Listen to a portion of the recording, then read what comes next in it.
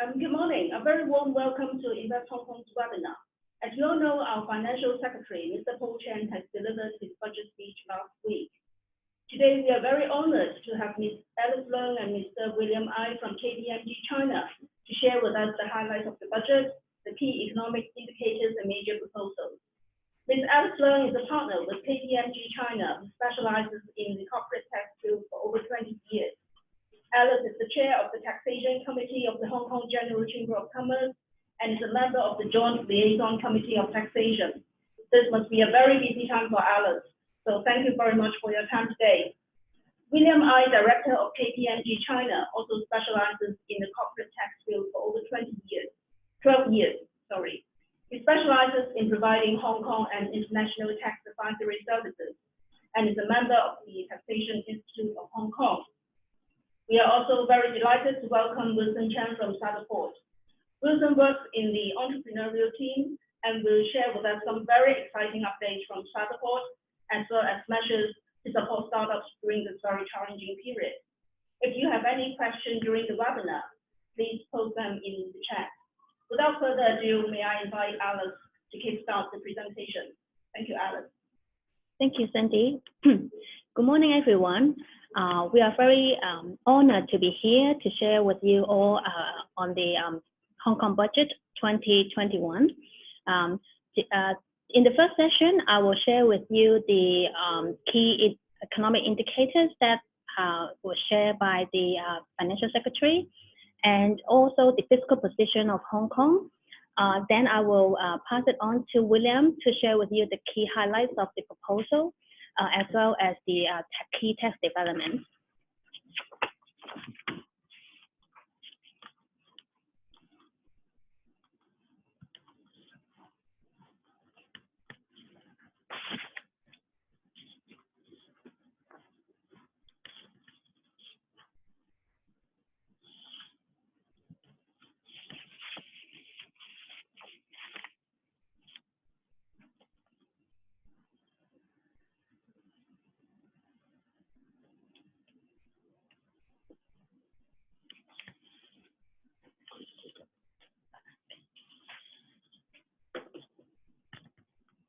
So first, let's look at the economic outlook.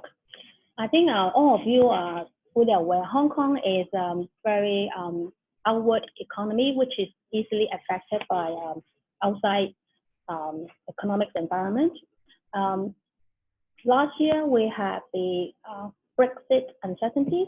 We had the China-US trade war that very much affect our economy.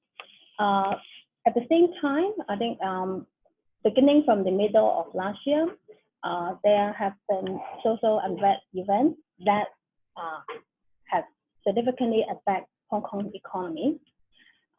Beginning of this year, we're also facing the coronavirus outbreak. That these all present us challenges. So against this backdrop, the 2019 and 2020 economic situation for Hong Kong is full of challenges. So with this background, the Financial Secretary shared with us a number of key indicators to show us how Hong Kong's economy has been affected and what is the what his forecast of the for the coming years. Yeah. First of all, let's look at the GDP growth rate. This is a key indicator of how the Hong Kong's economy is doing. Yes. If you look at the chart, basically, apart from the heights during around 2000, the GDP growth rate was as high as 6.5 or 6.8, while in recent years it stands at about 2 to 3%. Going to the 2019 last year, our economy actually contracted, and the GDP growth rate stood at negative 1.2%. Yeah. I think this also reflect what I just talked about, the economic challenges that we have been facing last year. And looking at the 2020 this year, the FS forecast a range of from 0.5% to negative 1.5% GDP growth. Yeah, these coupled with the virus outbreak issue and also the uncertainty presented globally. Why is there a range? I think it depends on how quickly Hong Kong could recover from the economic downturn, and also how we could control, how fast we could control the virus outbreak.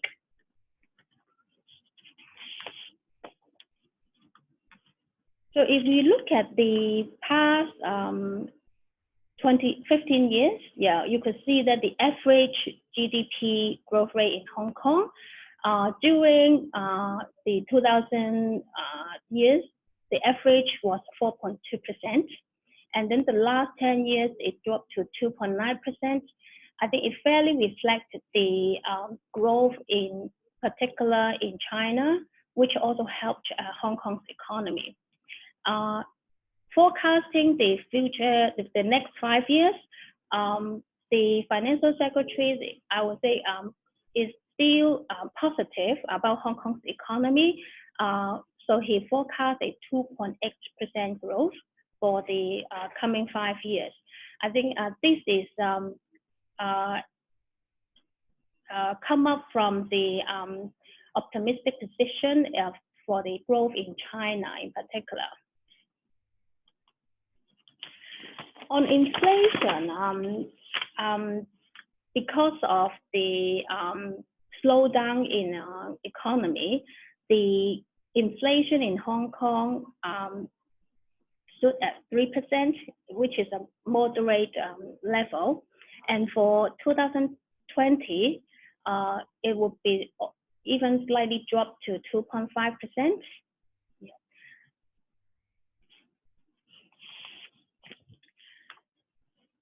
On unemployment rate, yeah, the 2019 unemployment rate was 3%, which is not too bad, because if we look at the past 10 years, is in this range around 3.3%.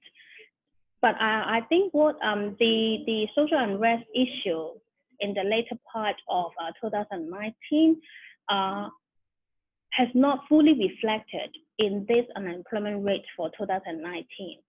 So coupled with the issue of the coronavirus outbreak, the unemployment rate for 2020 is expected to rise.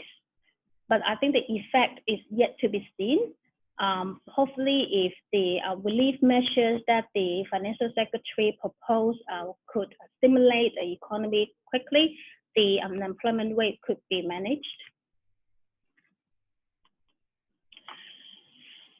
Turning to the fiscal position of the Hong Kong government, the revised budget for 1920 will show a deficit of 37.5 billion. It was initially estimated with a surplus of 16 billion, but because of the relief measures that the government proposed, given the previous social events issue and also the recent coronavirus outbreak, it is now revised to be a deficit position. Yeah. With this, the government's fiscal reserve as at 31st March 2020 is estimated to be 1,131 billion, which is still very healthy. Now, if we look at the how the fiscal position is estimated, you could see from this table the original estimate and the revised estimates for the government's revenue and expenditure position. Yeah. On revenue side, there is a drop by about 60 billion. Yeah. This the major component of the decrease is mainly from the profit tax and salaries tax revenue that the government will collect, and also the land sale is not as good as the previous year. Yeah. On the expenditure side, it includes the 30 billion of the 4 rounds of relief measures that the government has previously proposed, plus the 30 million anti-epidemic fund that the CE has set up. So adding all these together, it gives rise to the deficit of 37.8 billion.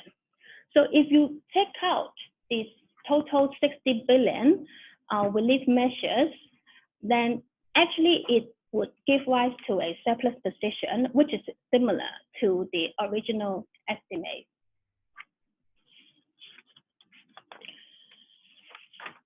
Looking at 2021, the Financial Secretary forecast a deficit of 139.1 billion. This is actually a record high deficit that the Hong Kong government has estimated. The reasons for the huge deficit is that the revenue for next year is expected to drop quite significantly. The drop in revenue is due to the economic downturn that are arising from the social unrest and coronavirus outbreak, while the expenditure side increased a lot. In fact, when coming up with the expenditure, it accounted for the 71 billion cash handout that the FS has proposed, meaning the 10,000 per Hong Kong permanent resident. And the other one-off relief measure, which cost 51 billion. In fact, all these relief measure and cash handout scheme cost the government almost 120 billion. So if we take out this one-off expenditure, the government's position would be at a deficit of about 20 billion.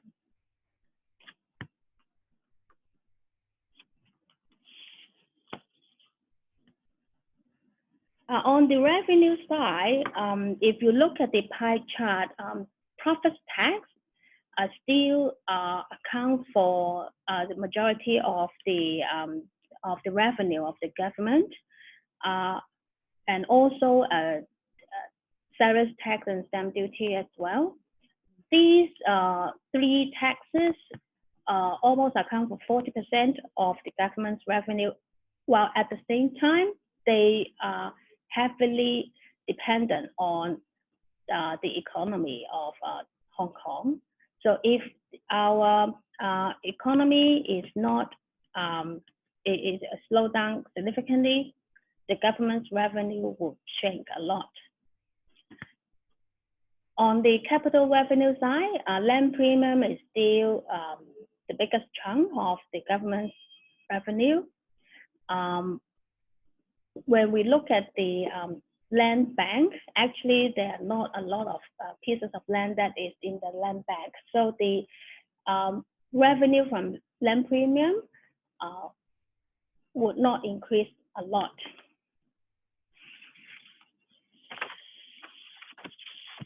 This chart shows the recurrent expenditure of the government. So the major expenditure is actually in the area of health, education, and social welfare. These recurrent expenditure actually has increased a lot. In the past 5 years, actually there is a increment of 10% year on year. So adding all together, actually the past 5 years, the government's recurrent expenditure has increased by more than 40%, almost 50% actually.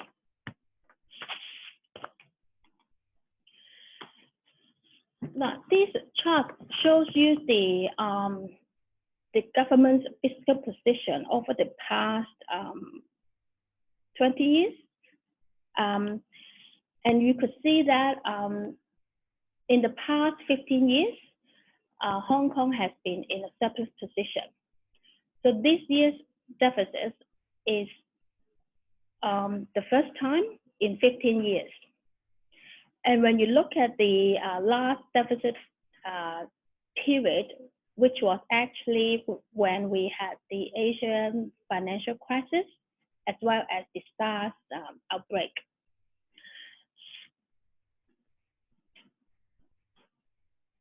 The coming 5 years, in addition to next year's, which is estimated at 139 billion, the next 4 years will still show a slight deficit.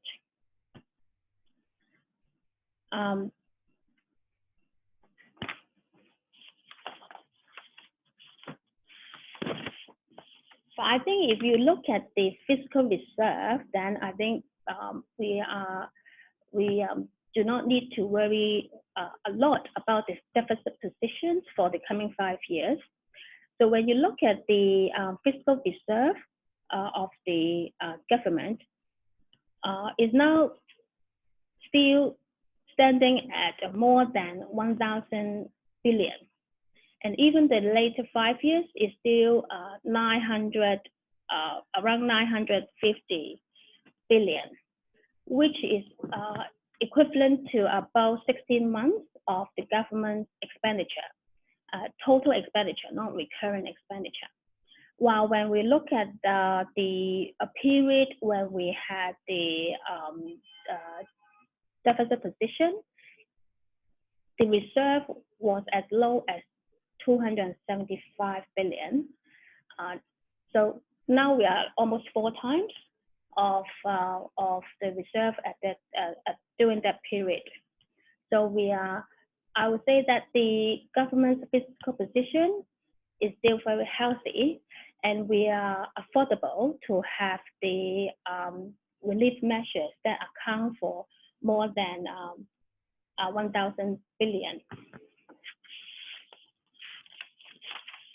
So now I will pass it on to William to share with us the major highlights of the key proposal. Thank you, Alice. So as Alice has summarized, Hong Kong is expecting to have its first budget deficit in 15 years. It is also anticipated to have the largest budget deficit next year, and also a forecast budget deficit for the next few years until 2024 and 25. So the Financial Secretary has therefore proposed a series of short-term, medium-term, and long-term measures in order to support enterprise, safeguard jobs, stimulate the economy, and relieve people's burden. So we now summarize the key measure from the budget proposal. So in terms of the economy, to stabilize and stimulate the economy, the Financial Secretary has proposed some of the immediate measures to support the enterprise, which includes for domestic households, providing a subsidy covering 75% of the monthly billed electricity charge for 4 months, subject to a monthly cap of 5,000 per account. Also, 75% of the water and sewer charges will also be waived for 4 months, which also subject to a cap of 20,000 Hong Kong dollars and 12,500 Hong Kong dollars. The business registration fees will also be waived for the coming year. And also the registration fee for all the annual returns charged by the company's registry will also be waived for the next 2 years. So to further preserve the enterprise cash outflow, certain rental subsidies are proposed, which includes 6 months of rental subsidy for recycling business, 6 months of fees and rent reduction for cruise lines and tenants of the cruise terminal. Also a 50% reduction in rental for 6 months for tenants of government properties, government land, and eco park. So in addition to the above savings measure for enterprise, there are also proposals to build a more diversified economy. To further develop the retail bond market, the government is looking to issue not less than 13 billion of inflation-linked retail bonds, so which is also known as I-bonds, and also silver bonds. So under the current global low interest rate environment, it is expected the I-bonds will continue to be well received by the public. In terms of the silver bonds, it can provide Hong Kong residents with age 65 or above more appropriate investment products, and also stimulate the development of the silver market by the financial sector. In addition to the issuance of the I-bond and silver bonds, the Financial Secretary also proposed to provide additional funding to some of the industry to support the enterprise, which suffered significantly during the social event and the outbreak of the coronavirus. First of all, it will allocate 700 million for the Hong Kong Tourism Board to step up the promotion and review the Hong Kong tourism industry. Another 150 million for Trade Development Council for organizing initiatives to promote Hong Kong.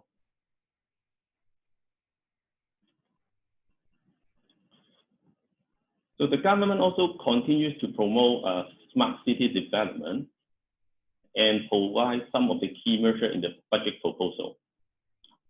Firstly, it will launch a IM Smart as a one-stop personalized digital service platform for the public gaining access to more than 100 online government services. It will also allocate 100 million to develop an integrated digital platform for data integration and information exchange to strengthen some of the project supervision.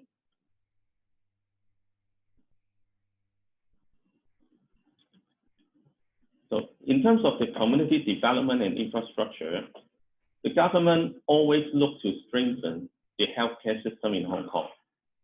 And with the outbreak of the coronavirus, the government proposed to dedicate additional resources to our healthcare system. It will allocate 180 million to universities to enhance facilities and strengthen professional healthcare training. It will also establish a public healthcare stabilization fund with an amount of Hong Kong dollars 10 billion. It will reserve 500 billion for the 10-year hospital development plan in order to meet the projected demand up to the year 2036. To retain tenants for the healthcare sector, it will provide additional 3.6 billion to the housing authority. It will also increase the recurring funding to the housing hospital authority to 75 billion.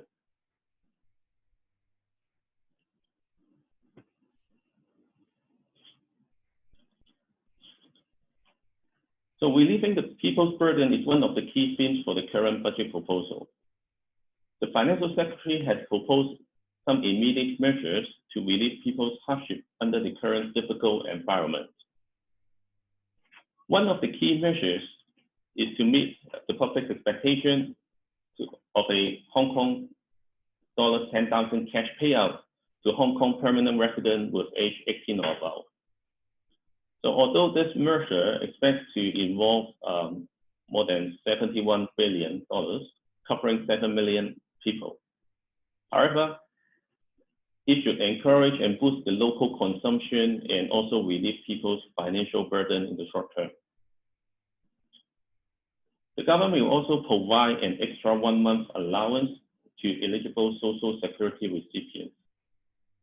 It will also lower the minimum entry age of the annuity plan from age 65 to age 60 to assist the public or the retirees turning their assets into a lifelong stable cash flow.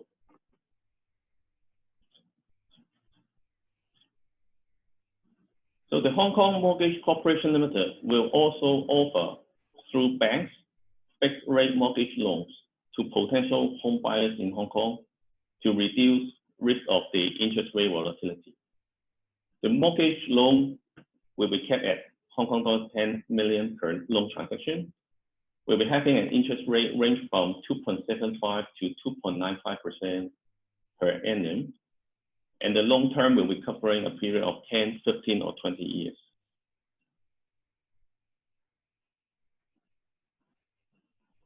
Resolving land and housing problems is always one of the key tasks of the government.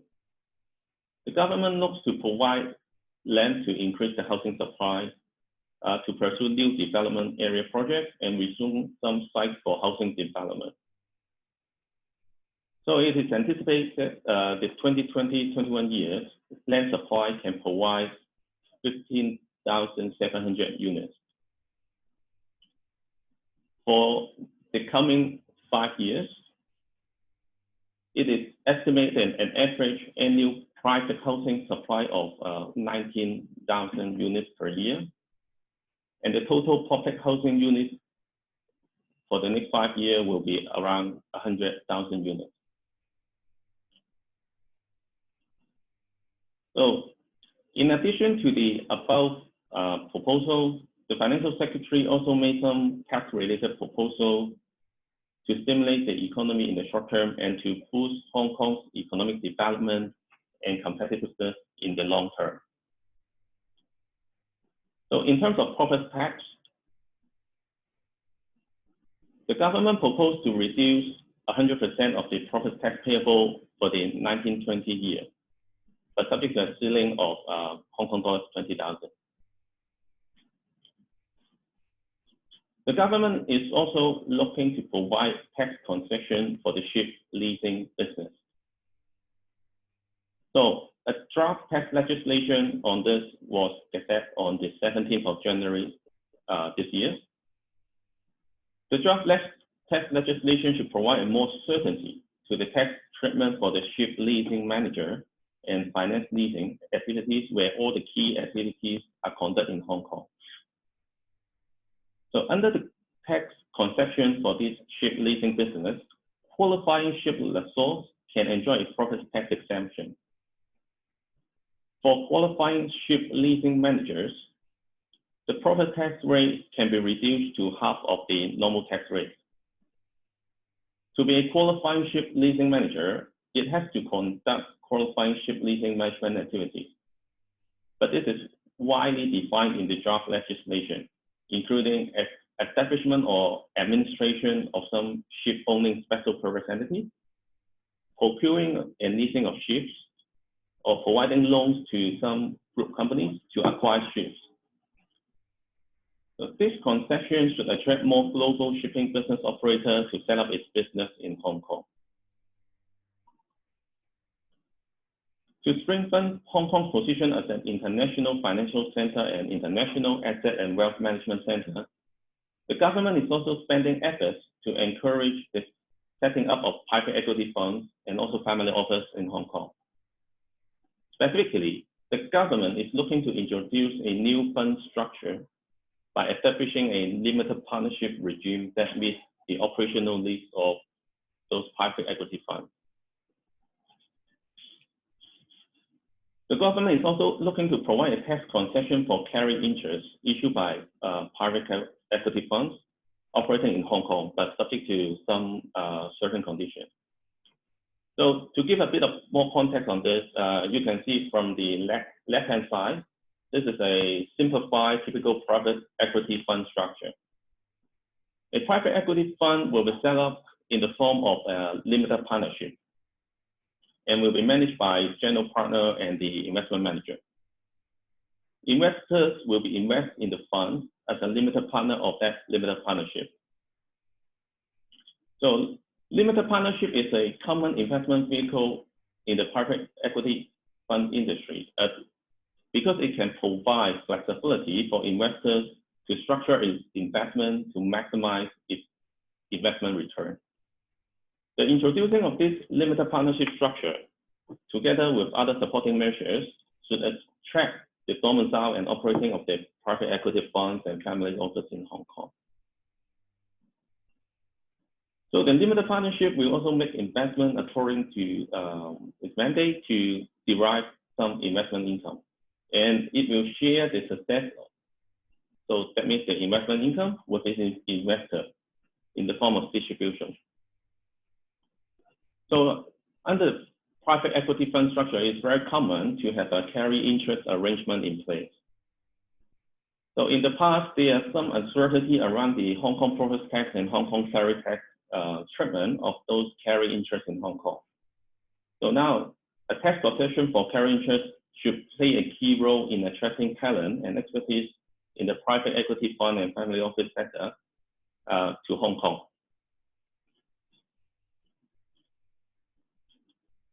So for salary tax, the key highlights will be there will be a reduction of 100% of salary tax payable for 19 and 20-year assessment, but subject to a cap of Hong Kong dollars 20,000.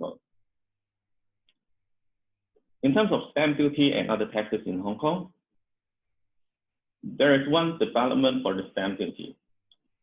With the rapid growth of the exchange trade fund market and to strengthen Hong Kong's competitiveness as an ESP listing platform, it is proposed that the stamp duty be waived for ETF market makers when they create and redeem the ETF units listed in Hong Kong.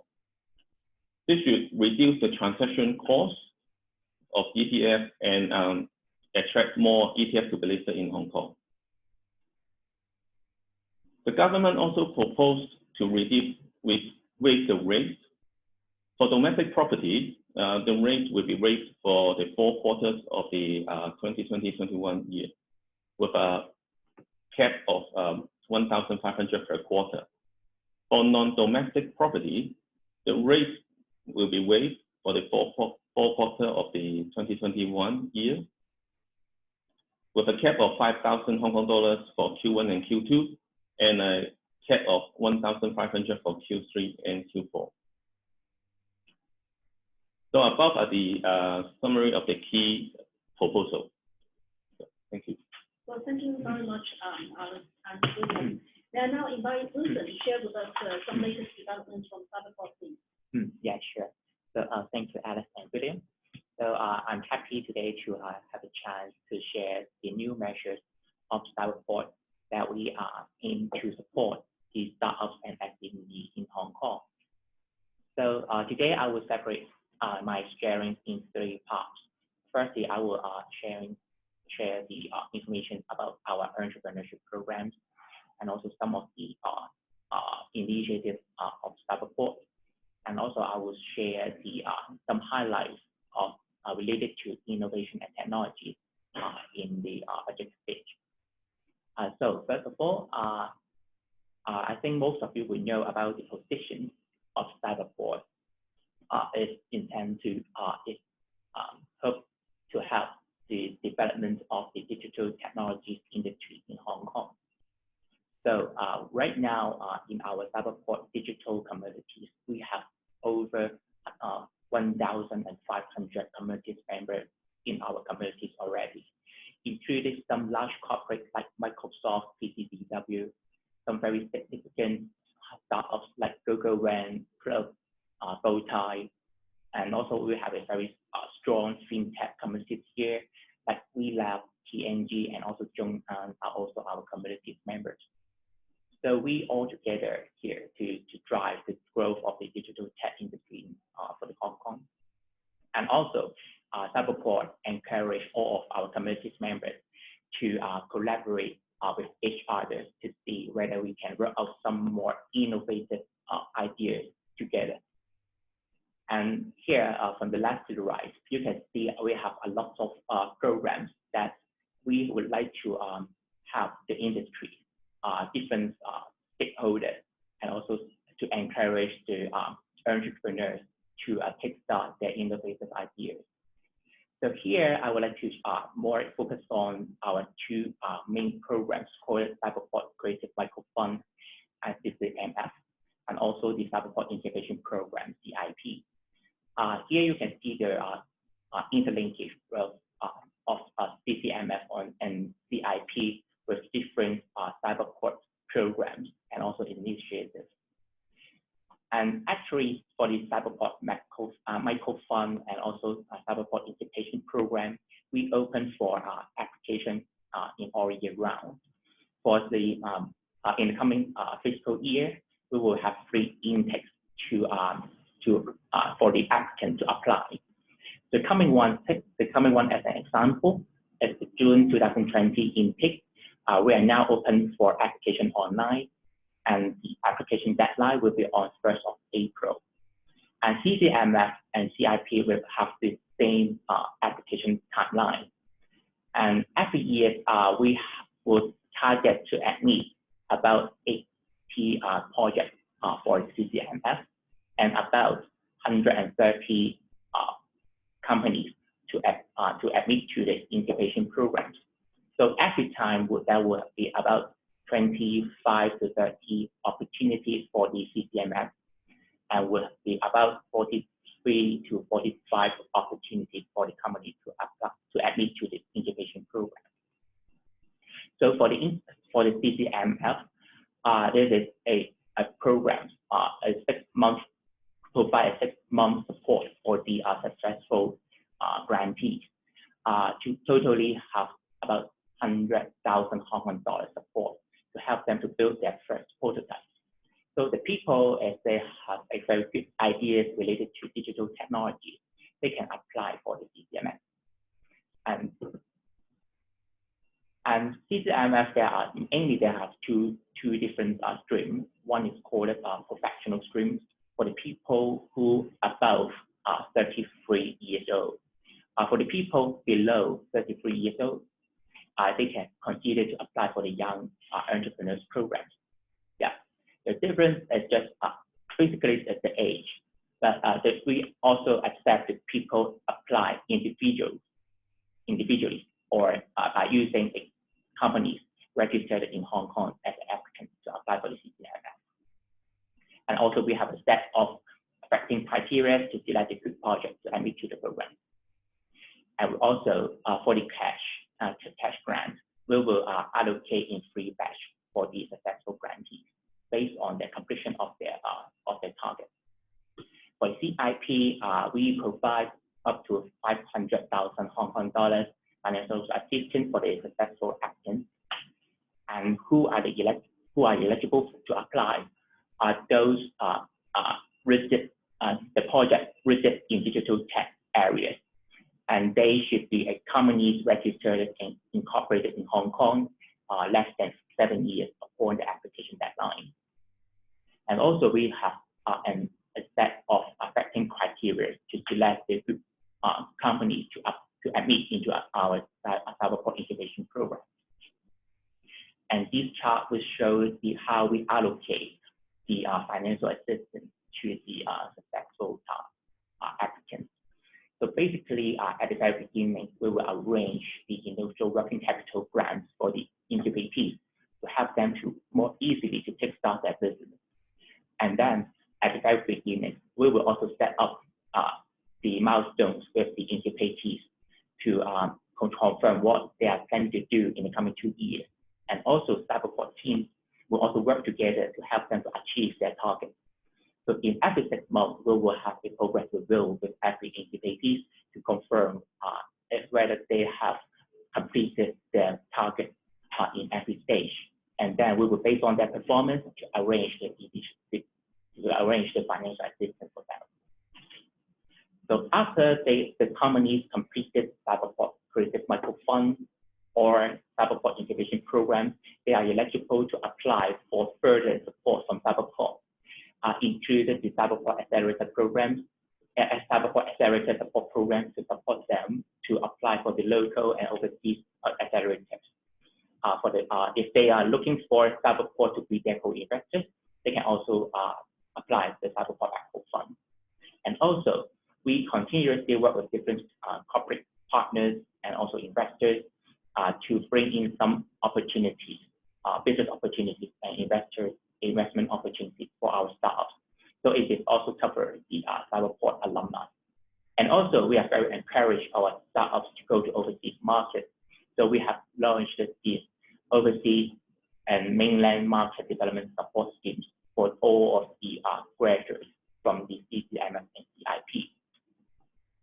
And also, Cyberport, we have a very large campus, and we turned it into a smart campus that would we try to utilize our space to use our startup solution in order to have them to demonstrate their solution to our visitors and also community members. So we have already adopted various solutions provided by our startups, our incubators, in our campus. So every visitor come here can also enjoy their innovative solution, such as like some smart lockers, some fitness solutions, some smart charging in our car park. And also we have our shopping mall and also hotels that can also be the potential users of our startups. In the coming months, we will have the virtual career fair. This is the first time we put our career fair from offline to online. So we are now requesting our community companies to be the recruiters to hold a booth in our virtual career fair. So in parallel, we will also invite the university to work together to blast out this message to their students, and also we will through different channels to blast it out. So to encourage the job seekers to leverage on our platform to seek for some job opportunities, and also help our startups to more easily to recruit the potential talent. Here I would like to also share about the new measures of the government that provide the rental waiver for the Cyberport tenants through the anti-academic fund. Because I think about October of last year, Cyberport has already announced the 50% rental concessions for our tenants already.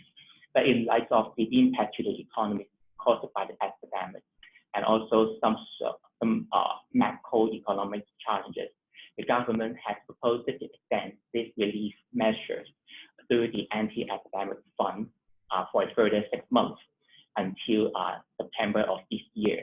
So another 6 months of the rental support for all of the tenants. And the relief amount is up to 100%. So technically, there's rental free for all of the Cyberport tenants, must-pay users, and also some retail tenants in our arcade. And we expect there will be about 700 companies could also benefit from these waivers. And so to help them to lower their operation costs in this very economic difficult time. Lastly, I would like to highlight some initiatives related to innovation and technology that could benefit to the SMEs for a few that benefits from the budget of 2020 and 2021. First is the technology voucher programs. Previously, this program had a ceiling about 400,000 Hong Kong dollars, but now it will increase to 600,000 Hong Kong dollars, and the government's funding ratio will be increased to 75%. So to subsidize the local SME to use the technology services to help them to increase the productivity. So if there are also some companies in Cyberport are also providing these kind of solutions for the SMEs. So if any of you are interested to leverage on these programs, you can also come to Cyberport and seek for some potential service providers. On the other hand,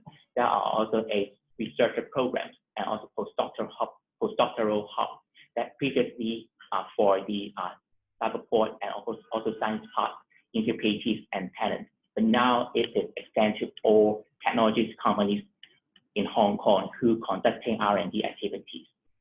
So each eligible applicant can enjoy totally 4 headcount from this fund, and actually the financial the allowance will be based on the employee qualification. So if you can hire a talent that with a postdoctoral degree, you can enjoy a 32,000 Hong Kong dollars monthly allowance. And for the master's degree holders graduated from the local university, you can enjoy the 21,000 Hong Kong dollars monthly allowance, and also 18,000 monthly allowance for the graduates with a bachelor's degree graduated from local university. So these schemes can benefit to the SME, to the digital tech companies for about 36 months. So if any of you would like to check out the details, you can also refer to the links in this slide to get more information. Yeah. So that's the end of my presentation. Thank you. Well, thank you very much, Wilson. I would like to say a very big thank you to our speakers today, Alex and William from KPMG China, Wilson from Cyberport. And thank you very much for joining us in Invest Hong Kong's webinar today. The next week's topic will be the latest developments in Hong Kong's property market. Is there any chance we can turn challenges into opportunities? So please stay tuned. Thank you very much.